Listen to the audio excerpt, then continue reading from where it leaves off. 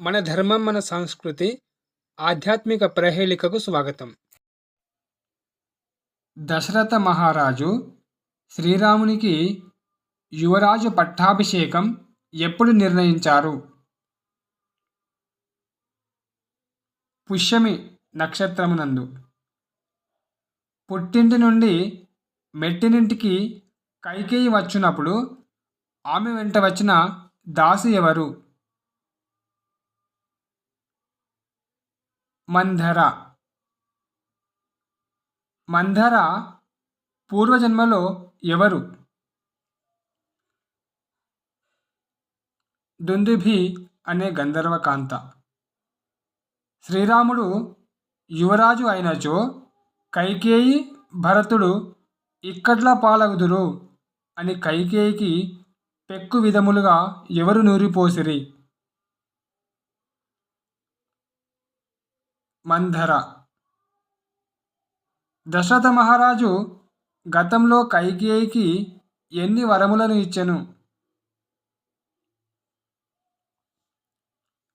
2 వరములను. రామునికి వనవాసమునకు పంపుట, భరతునికి యువరాజుగా చేయుట అను ఈ 2 వరములు కోరుకొనుము అని ఎవరు కైకేయితో పలికెను? మంధర. కైకేయి మొదటి వరముగా ఎవరికి యువరాజు పట్టాభిషేకం చేయమని దశరథునితో కోరెను? భరతునికి. కైకేయి 2వ వరముగా శ్రీరాముడు జటాధారి అయి జింక చర్మం నారచీరలు ధరించి తాపస వృత్తిలో ఎన్ని సంవత్సరములు వనవాసం చేయమని కోరెను? 14 సంవత్సరములు.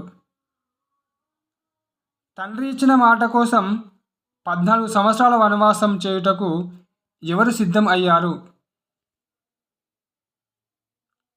శ్రీరాముడు. శ్రీరామునితో పాటు వనవాసానికి ఎవరెవరు బయలుదేరినారు?